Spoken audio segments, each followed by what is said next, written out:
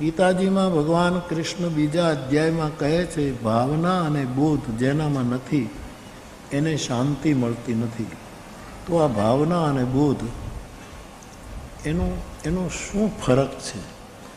બહુ સીધી વાત છે સાહેબ. ભાવના ભક્તિવાચક શબ્દ છે અને બોધ જ્ઞાનવાચક શબ્દ છે.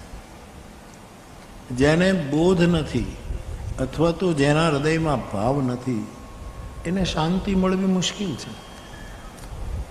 તંત્ર શાસ્ત્રોમાં એવું વર્ણન આવ્યું કે ભગવાન શિવે એકવાર શક્તિને પૂછ્યું કે હે શક્તિ, તમારી દ્રષ્ટિમાં શિવ અને શક્તિમાં ફરક શું? બે જણા કૈલાસ ઉપર શાંતિથી બેઠા હતા નવરાશની પળોમાં, અને એમણે આવો પ્રશ્ન કર્યો, પુરુષ અને પ્રકૃતિમાં શું ફરક? ભગવાન અને માયામાં શું ફરક?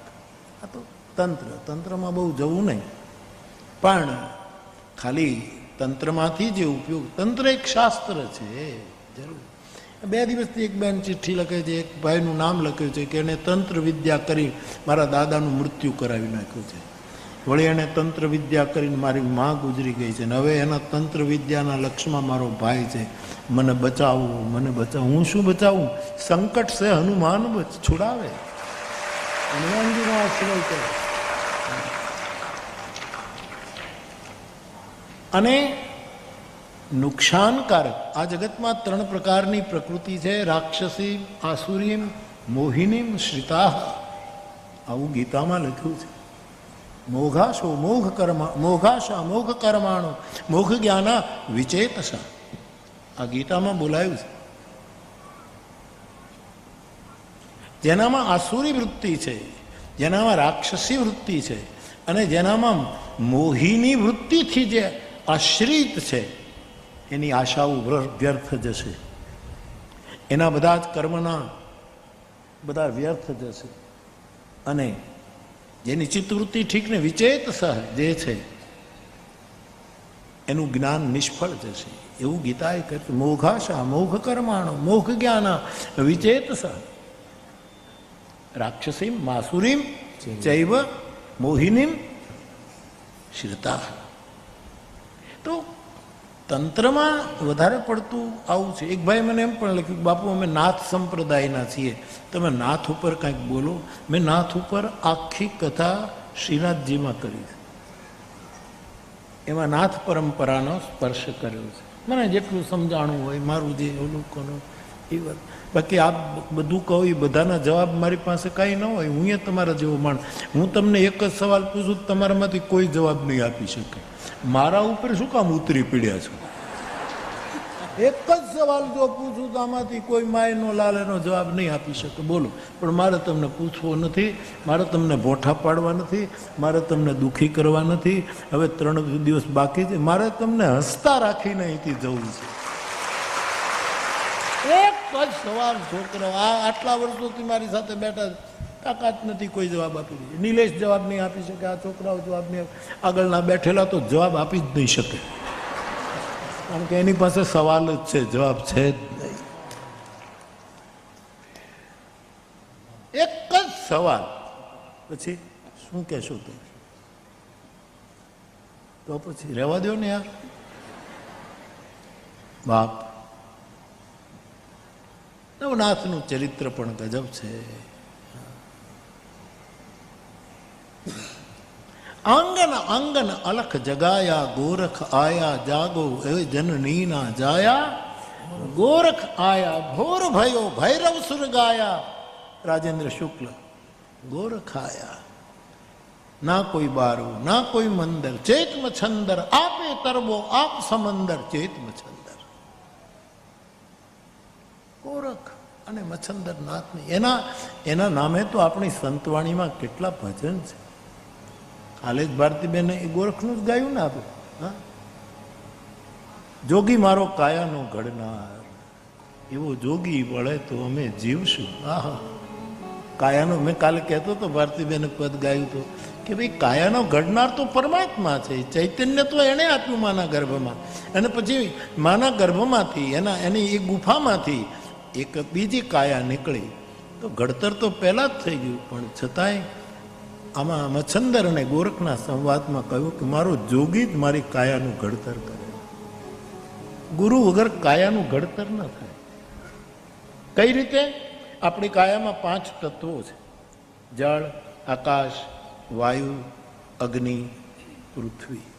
એ ગુરુ નક્કી કરે કે આનામાં કયું તત્વ ઓછું છે, એની મારે પૂર્તિ કરવી, કયું વધી ગયું. આ રીતે આપણી કાયા, માના પેટ રૂપી ખાણમાંથી તો હીરો નીકળ્યો, પણ પહેલ તો ગુરુ પાડે છે. એટલા માટે ગોરખ અને મચ્છંદરની વાણીમાં આવ્યું, ગુરુ મારો જોગી, મારો કાયાનો ઘડનાર. એવો કોઈ જોગી મળે તો અમે જીવશું, નહીતર છોડી દઉં મારા પ્રાણ. આપણી કાયા કોણ ઘડે છે? હાથ પગ એ તો ઠીક છે, પણ એક અંદરની કાયા, એક સૂક્ષ્મ શરીર જેને ઉપનિષદ કહે. આ ઉપર છે તો બધું સ્થૂળ શરીર, પણ અંદરનું એક સૂક્ષ્મ શરીર. આપણા દેખાતા શરીરમાં કેટલા શરીરો વસે છે, એમાંનું જે સૂક્ષ્મ શરીર, એને કોઈ ગોરખ, કોઈ મચ્છંદર, કોઈ એકનાથ, કોઈ જ્ઞાનદેવ, કોઈ કબીર, કોઈ નાનક, આવા મહાપુરુષો ઘડતા હોય છે. તો નવનાથની કથા મેં કરી છે. જ્યારે જ્યારે વળી સ્મરણ, એટલે અહીંયા નવનાથનો પંથ છે. મને એ ભાઈએ પૂછ્યું હતું કે હું તમારી બહુ કથા સાંભળું છું, પણ મારો પંથ નવનાથના મેં ગુરુ. તો પકડી રાખજો, નાથ પરંપરા બહુ અદ્ભુત છે, પણ બહુ તંત્રમાં નહીં જતા. મારી વણમાગી સલાહ છે, કારણ કે તંત્રમાં ગયા પછી બહાર નીકળવું મુશ્કેલ. આ અભિમન્યુ છે ને, ચક્રવ્યૂહમાં હાથમે કોટે જઈ શકતો હતો, બહાર નહોતો આવી શકતો, એમાં એ મૃત્યુ પામ્યો. એટલે સીધું સાદું સ્મરણ કરો. હવે આ એ બેનને કોકે ભેળવા છે ને, અમુક તથાકથિત લોકો આવું બધું કરે છે, હું આમ કરી નાખું, આમ કરી નાખું, અને મારે કહીને જાઉં, બહુ દોરા ધાગામાં પડતા નહીં. મારા તમે છો, હવે તમે મારા પારેવડાવો છો. કોઈ બાજ પક્ષી તમને ચૂંથી ન નાખે એનું મારે ધ્યાન રાખવાનું. કોઈ બાજ ઝપટ ન કરે, તમારી પાંખો નતો, તમે મારા ભોળા પારેવડા છો. એટલે ચમત્કાર ને આ ને તે, અમને આ વળગે છે ને અમને આ મુશ્કેલી છે ને અમને આમ કરી નાખ્યું, આવા ધતિંગોમાં પડતા નહીં. રામ ભજો, આમાં પડતા નહીં. મને એક પત્ર મળ્યો, એમાં હું વાંચતો હતો, મને બહુ સારું લાગ્યું. એમાં એમ લખ્યું હતું કે મુંબઈના એક બહુ મોટા 12-15 માળનું મકાન હશે, એમાં ઉપર રહેતા એક બેન, એમાં એક આવા કોઈ તાંત્રિક કે ખબર નહીં સાચું ખોટું કરીને લોકોનું શોષણ કરનારા કોઈ જે કોઈ હોય ગયા. ઓલી બેને એને પૂછ્યું કે અમારી પ્રગતિ ક્યારે થશે? મહારાજજી, તમે તો સિદ્ધ પુરુષ છો, બધાને જાણો છો, પણ તમને પોતાને તમે જાણતા નથી, એવા તમે સિદ્ધ પુરુષ છો. આખી દુનિયાનું તમને ખબર છે, પણ તમે પોતાનું જરા એવું. એ તો હું બધું કહું છું, બેન તો આવું ન બોલે, એ તો શ્રદ્ધામાં દોરવાય. એટલે કહ્યું કે અમારી પ્રગતિ ક્યારે થાય, અમારી બંધ પડેલું કારખાનું ક્યારે શરૂ થઈ જાય, 2 છોકરાઓ ગ્રેજ્યુએટ થયા પણ નોકરી નથી મળતી, એની તરક્કી ક્યારે થાય, એમાં એક છોકરાને પરણાવ્યો, એક બાકી છે, એનું ક્યારે પેલું થાય, આમ તે મોટા દીકરાને ત્યાં બાળકનો જન્મ, આ બધું. પેલા કીધું તમારે પ્રગતિ જ પ્રગતિ છે, તમારા માટે પ્રગતિ જ છે. તો બાપજી બહુ બહુ બહુ કૃપા કરી આપે. તો અમારે શું કરવાનું કે બીજું કાંઈ નહીં કરવાનું, આટલું જ કરવાનું કે 2 રોટલી જમતા પહેલા 1 રોટલી ગાયને નાખવી અને 1 રોટલી કાળા કૂતરાને નાખવી. હવે આ તો કેટલું હાવ સાધન. આપણો પ્રગતિ માટે આ કેટલા સરળ સાધનો. કાંઈ નહીં, રોજ તમારે 1 રોટલી ગાયને નાખવી, 1 રોટલી કૂતરાને નાખવી. પછી જોજો તમારું જે તરક્કી થાય ને, તમારો ફ્લેટ જે 15મે માળે છે ને 20મે માળે વયો જાય. આપણો ફ્લેટ આટલી બધી તમારી તરક્કી અને તમારું ઓલું થશે. બાપજી તમારા વચન એટલે તમે. હવે મુંબઈમાં ગાય ક્યાં મળે, મુંબઈમાં રખડતા કૂતરા ક્યાં મળે ને એમાંય પાછો કાળિયો ક્યાં ગોતવો. એ બિચારી વિચાર કરે કે હું શું કરું, પણ હવે મહારાજે કીધું છે એટલે ગાયને રોટલી નાખવાની, કાળા કૂતરાને રોટલી નાખવા, એટલે બિચારી 15મે માળેથી 2 રોટલી લઈને નીચે આવે. ગાય ગોતે, કૂતરો ગોતે, પણ કોઈ મળે જ નહીં. અઠવાડિયું વયું ગયું. આને પ્રગતિ કરવી છે, આને ખૂબ આગળ નીકળી જવું છે. છોકરાને ઘરે બાળક થાય એવી, નાનાને ક્યાંક લાગી જાય એવું, નોકરી મળે, ધંધો ચાલે, આ છે આ બધું એના મનમાં જે પ્રગતિના વિચારો.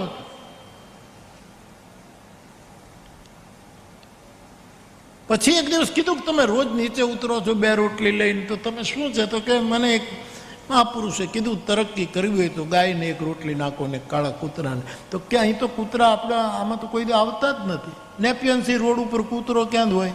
ઓલો કૂતરાને લઈને ફરતો હોય. માણસ કૂતરાને લઈને આટા મારતો હોય, કૂતરો ક્યાં હોય? એમાં વળી એટલે પછી બેન કે મેં એમ નક્કી કર્યું કે હું રોટલી લઈને મહારાજે કીધું એટલે કરવું પડે. એટલે નીચે જાઉં, નીચે જઈ અને હું મારી જાતને ગાય માનીને 1 રોટલી હું ખાઈ જાઉં, અને બીજી રોટલી તમારા ભાઈને, અને તમે પછી જે મારી તરક્કી શરૂ થઈ છે મારી આમાં ફસાતા નહીં સાહેબ. હા, ગાયને રોટલી આપો, કૂતરાને રોટલી આપો, ભૂખ્યાને રોટલી આપો. તરક્કીના બહુ સૂક્ષ્મ રૂપો છે. હું ને તમે સ્થૂળ પ્રગતિને આપણે આંખોમાં જોઈએ છીએ, પણ સૂક્ષ્મ પ્રગતિ આવા નાના નાના વ્રતોથી થાય છે એની આપણને ખબર નથી. તમારે સંકેતો સમજવા હોય તો બુદ્ધ પુરુષના ચહેરાનું દર્શન કરો. જો સંકેતો સમજવા હોય, આ એક નિર્ણય. એની આંખ, એનું વચન, એની બોડી લેંગ્વેજ, સંકેતમાં સમજવું હોય તો આશ્રય બુદ્ધ પુરુષના ચહેરાનો કરવો, અને જીવન જન્મ સુધી આધાર પ્રાપ્ત કરવો હોય તો એના ચરણનો આશ્રય કરવો. જીવનનો આશય શું છે એનો જો તમારે જોવું હોય તો કોઈ બુદ્ધ પુરુષનું મૌન સાંભળો કે જીવનનો આશય શું છે, તો એના મૌનનો આશ્રય કરો. અને આ જન્મમાં જ ઉદ્ધાર લેવો હોય તો એના હાથનો આશ્રય કરો. મારા હમણાં એક લેખ આવ્યો હતો કે આપણે ત્યાં કોઈના માથા ઉપર હાથ મૂકવું એ આધ્યાત્મિક તો છે પણ વૈજ્ઞાનિક પણ છે. એની બહુ ઉર્જા મોટી કામ કરે. હનુમાનજીના માથા ઉપર ભગવાને સુંદરકાંડમાં હાથ મૂક્યો તો એની રેન્જ શંકર ભગવાન કૈલાસમાં કહેતા હતા, ભગવાન દક્ષિણમાં છે. ઋષિમુખ પર્વત અને એ બાજુ સાઉથમાં ફરે છે સીતાની શોધમાં, અને હનુમાનજીના માથા ઉપર પગ મૂકે. પ્રભુ કર પંકજ કપિકર શીશા. અહીંયા હનુમાનજીને સાઉથમાં માથા ઉપર હાથ મૂક્યો ને એની રેન્જ, એની અસર. કૈલાસ ઉપર મારો મહાદેવ પાર્વતીને કથા કહેતો, એની કથા બંધ થઈ ગઈ, શિવજી મગન થઈ ગયા. એને એમ લાગ્યું કે મારા માથા ઉપર હાથ આવ્યો છે. આ સ્પર્શનો બહુ જ મોટો, જેને એક સારું નામ આપણે ત્યાં આપ્યું છે શક્તિપાત, એક ઉર્જાનો પાત, પણ એમાંય બહુ પડવું નહીં.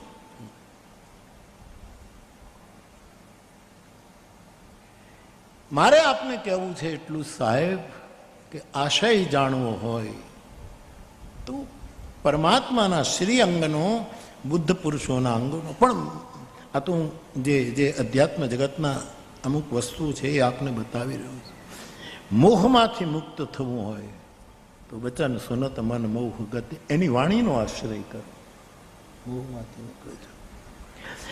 કઈ રસ્તે જવાય એનો જો આશ્રય કરવો હોય તો મહાજનો યેન ગત સપંથા, જ્યાં કોઈ બુદ્ધ પુરુષ જતો હોય એનું અનુગમન કરો. પણ આમાં બધામાં કરતા મારે તો એટલું જ કહું કે આપણા જેવાએ એના ચરણનો જ આશ્રય કરાય. આપણે ચહેરાના સંકેતો નહીં સમજી શકીએ, અને કદાચ સમજવાની કોશિશ કરીશું તો ઉલટા સમજીશું સાહેબ. આપણા માટે આશ્રય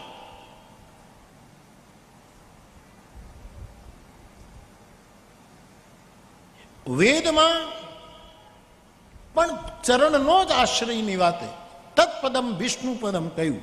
વિષ્ણુનું ચરણ એ જ મહત્વ છે. આવો ટુકડો આપણને મળ્યો છે. વેદમાં. રામચરિત માનસમાં તો ચરણનો આશ્રય કરવાના પગ પગ ઉપર સંકેતો પડ્યા છે. બધા ચરણનો જ આશ્રય માંગે છે. મને ચરણમાં દેજો અમને સાધુ શરણે, ચરણ ચરણ. વૃત્યાર્થી હમ પ્રણતપાલ ભવાબ્ધિપૂતમ. ભાગવતકાર કહે નવયોગીની વાતમાં, વૃત્યાર્થી હમ પ્રણતપાલ ભવાબ્ધિપૂતમ વંદે મહાપુરુષ તે ચરણારવિંદમ. મહાપુરુષનું ભાગવતકારમાં વળી એક બીજો ટૂંક મહત્પાદ રજો અભિષેક. ચરણ ચરણ ચરણ ચરણ. અને જેણે ચરણનો આશ્રય કર્યો હશે સાહેબ, એને ધીરે ધીરે સંકેત પણ સમજાશે, એને ધીરે ધીરે જીવનનો આશય પણ સમજાશે, એને જીવન ધીરે ધીરે ધીરે આ જીવનનો ઉદ્ધાર શેમાં છે એનો એક આધાર મજબૂત હોય. એનો આધાર છે ચરણ. વંદે મહાપુરુષ તે ચરણારવિંદમ. એટલે રામાયણે ચરણનો મહિમા બહુ ગાયો.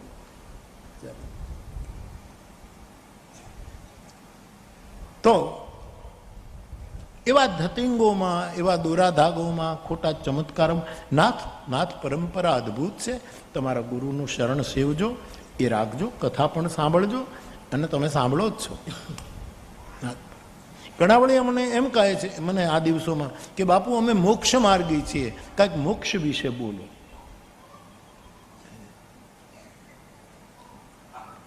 મોક્ષ મને તો આ હાવ સીધો સાદો આમ શાંતિથી બેસી જાઉં એનું નામ મોક્ષ.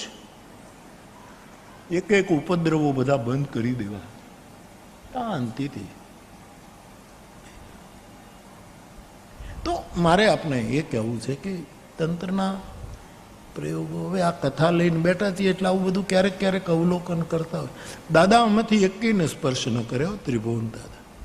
મને એક પ્રશ્ન એવો પણ પૂછવા કે તમે બાપુ લોક સાહિત્યની આટલી વાતો કરો, દાદા કવિ તમને રામાયણ ભણાવે છે? નહીં, બિલકુલ. રામચરિત માનસ સિવાય બીજું કંઈ આવે જ નહીં. ત્યાં જે લોક ધર્માન વધી વધીને વિનય પત્રિકા આવે, છોકરાઓ કવિતાવલી ઓછી આવે, દોહાવલી ઓછી આવે, દોહાવલી આવે, ગીતાવલી ના આવે. હનુમાન ચાલીસા તો હોય જ, ભૂસુંડી રામાયણ. મેં કોઈ દિવસ દાદાને વાંચતા નથી જોયા, મારી આંખોએ જોયું નથી કે એને કંઈ વાંચ્યું હોય. એને એક જ વાંચ્યું અને તે રામચંદ્ર વંદે મહાપુરુષ તે ચરણારવિંદમ. આ સિવાય કોઈ વસ્તુ નહીં. કે જે લોક ધર્માન ભાગવતકારના મહાત્મ્યમાં લખ્યું છે. સેવસ્વ સાધુ પુરુષાન જય કામ તૃષ્ણા અન્યસ્ય દોષ ગુણચિંતન માશુ મુક્ત્વા સેવા કથા રસમહુ નિતરામ પિબત્તવમ. તો બહુ ભટકતા નહીં મારા બાપ. હવે આવી ગયા છો અહીંયા તો હવે તમે હાથવજો. જ્યાં આવવા જેવું હોય ને ત્યાં તમે પગી ગયા છો.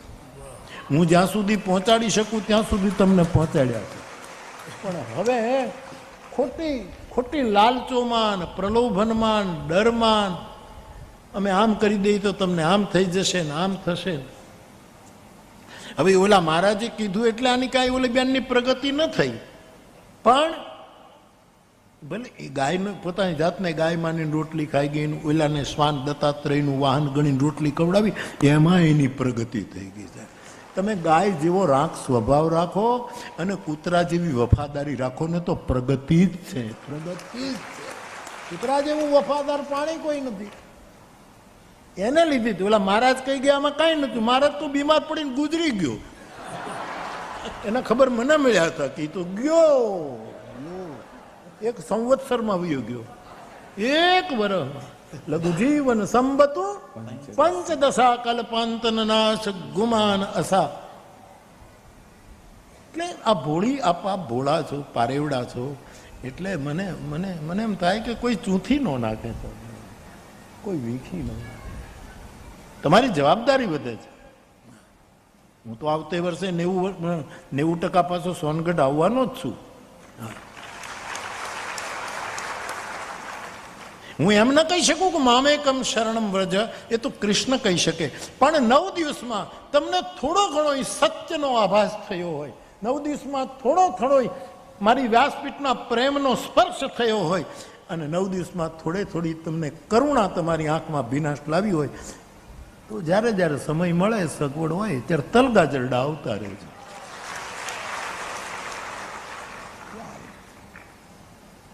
બાકી નાથ પરંપરા, મોક્ષ પરંપરા કેટલી મોટી મોટી પરંપરા છે સાહેબ, મુક્તિ. પણ હવે મારું તો એમાં કોઈ, અને તમે પગે લાગો છો ત્યારે કેટલા આમ પગે લાગો, કેવી મોટી મુદ્રા, કાં તો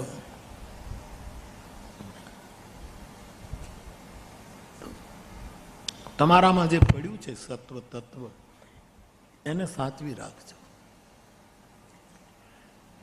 એટલે આ પ્રશ્ન જે આવ્યો છે કે એક તાંત્રિકે દાદાને મારી નાખ્યા, કોઈને મારી ન નાખે, પણ હવે એવી કંઈક વિદ્યા હશે, મારો નાથ જાણે, થોડું કંઈક હેરાન બેરાન કરી શકે, પણ એમાં ન પડવું. જય સિયારામ, જય સિયારામ. એવું કોક કરવા આવે ને હાથ જોડીને કહ્યું ભાઈ જય સિયારામ, એટલે એ આમ જાય ને તમારે આમ જાવ.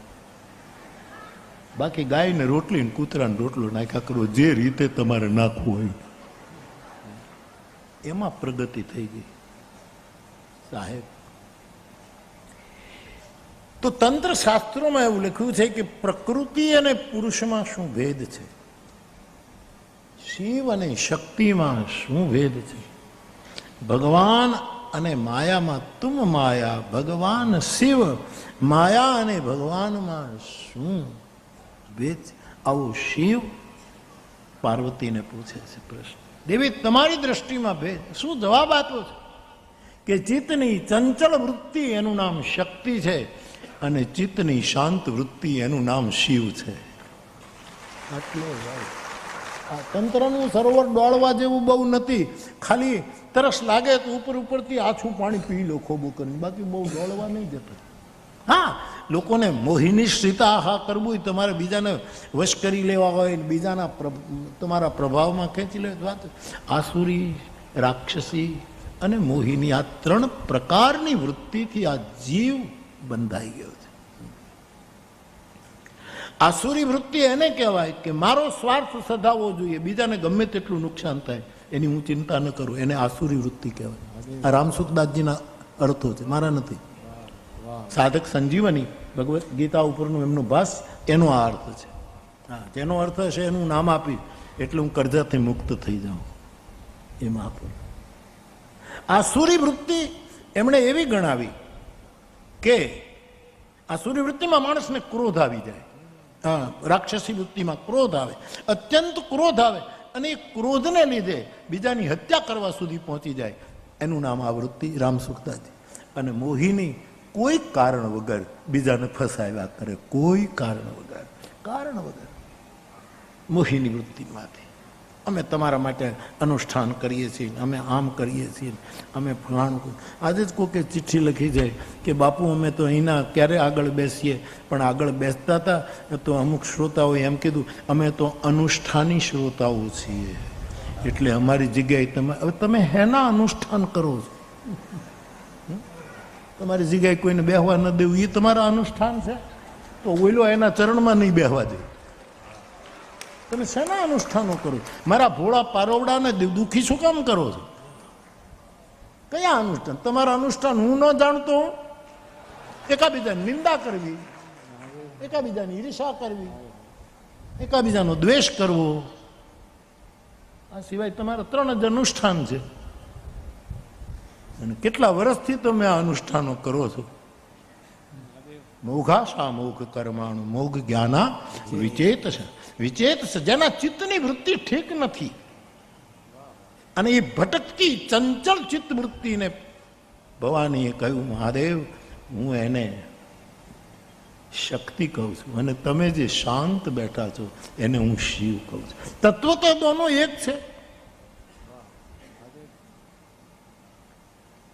તો તંત્ર શાસ્ત્ર તો ગજબ છે સાહેબ, પણ હવે એવા ગુરુઓ ક્યાં મળે સાહેબ, ક્યાં મળે?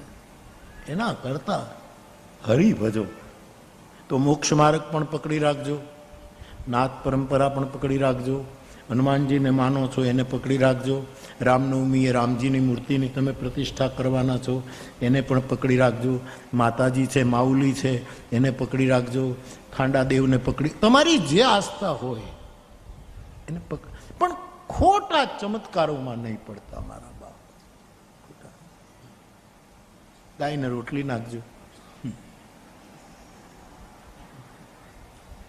પછી જુઓ તમારી તરક્કી તરક્કી, વિકાસ વિકાસ. તો મને જે પૂછવું છે કે ભાવ અને બોધ, બોધ જ્ઞાન પરક શબ્દ છે અને ભાવ ભક્તિ પરક શબ્દ છે. આટલો તફાવત વ્યાસપીઠને લાગે. મહાપુરુષોનો બોધ શું હોઈ શકે? જ્ઞાની પાસેથી જ્ઞાન ઈચ્છવું કે ભક્તિ ઈચ્છવી, એ જે આપે એ લઈ લેવું, ઈચ્છા મૂકી દેવું.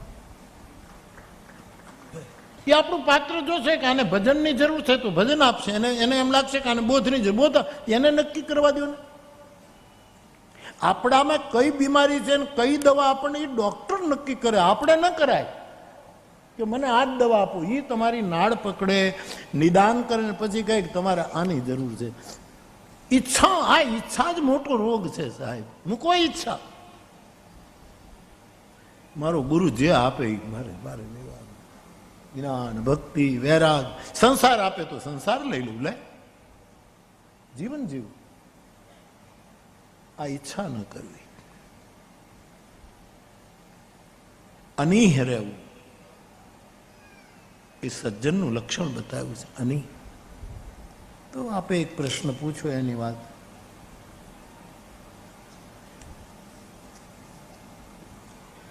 હા, અયોધ્યામાં રામલાલાની મૂર્તિ કાળા કલરની કેમ બનાવવામાં આવી? હવે બની ગઈ છે, હવે મૂકી દો ને યાર, બની ગઈ છે. એના ઘરમાં ફોટો રાખીને આરતી ઉતારો ને, કાળા નહીં બની તો એમાં તમને તકલીફ. આ તો આ સફેદ સંગે મારે આરસ નહીં કર્યું તો તમે એ પૂછો, તમારે તો પૂછવું જ છે ને. ભગવાન રામનો શ્યામ વર્ણ છે એટલે કાળા રંગની મૂર્તિ. શ્યામ વર્ણ, યદ્યપિ નીલ વર્ણ છે પણ શ્યામ વર્ણ. એવું પ્રશ્ન પૂછે આપના શ્રોતા બારડોલીથી. શ્રોતા એટલે ઘણા હશે ને, આખા મંડળે પત્ર લખ્યો છે. એક નથી ગૂંચવાડા, આખો મંડળ ગૂંચવાઈ ગયું છે. આ અનુષ્ઠાની લોકો લાગે છે, કોઈ કહેનારું જ નથી. મૃગાંક શાહે, તમારે આદરણીય ગુણવંતભાઈ શાહના જમાઈ, કાલે જ યાદ કર્યા હતા ને, એણે લખ્યું. હા, એક વાક્ય તો એ બોલી શકે, હું ન બોલી શકું. એવું દુનિયામાં સૌથી આ જગતમાં વધારે શું મરે છે એવો એને પ્રશ્ન કર્યો. જગતમાં વધારે શું મરે? પછી એને જવાબ આપ્યો, ઈચ્છાઓ. આપણી જે ઈચ્છાઓ છે ને, મોઘાશા, વ્યર્થ વ્યર્થ વ્યર્થ, મોઘ. આપણી ઈચ્છાઓ મરી જતી. આપણે નક્કી કેટલું કર્યું, આમ કરીએ, આમ કરી નાખીએ, આમ કરીએ, રાજેશ ચાઇના જઈએ, ઇલોરા અજંટા જઈએ, આમ જઈએ. આ બધું કરવાનું બાપ, પણ ભજન પકડી રાખવાનું. સૌથી વધારે દુનિયામાં માણસોની ઈચ્છા મરે છે, એની સારું મરી જાય તો સારું. હા, મરી જાય. દુનિયામાં સૌથી વધુ અંતર કયું?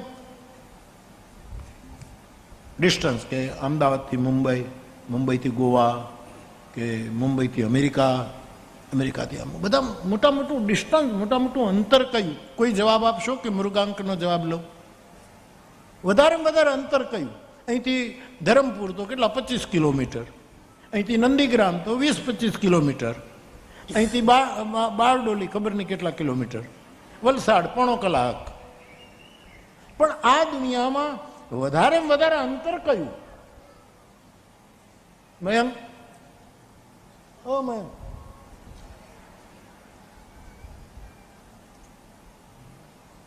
બહુ સરસ લખ્યું. હાથથી ખિસ્સા સુધી. આ હાથ અહીં કાઢીને બીજાને 500 રૂપિયા આપવાને, એ એટલું બધું ડિસ્ટન્સ છે, એટલું બધું ડિસ્ટન્સ છે હાથથી ખિસ્સા સુધીનું. મોટામાં મોટું અંતર મૃગાંક કહે. સરસ. હા, દુનિયામાં સૌથી જલ્દી શું સુકાય?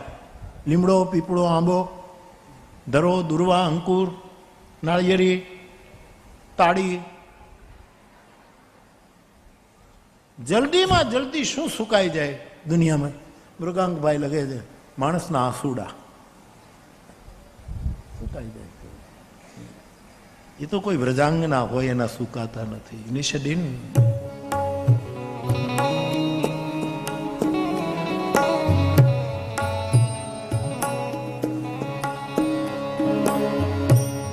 નિષદિન બરસ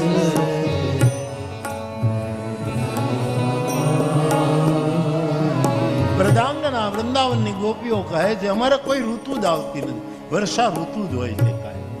નિરંતર રડવાનું અમારા બાદ સદા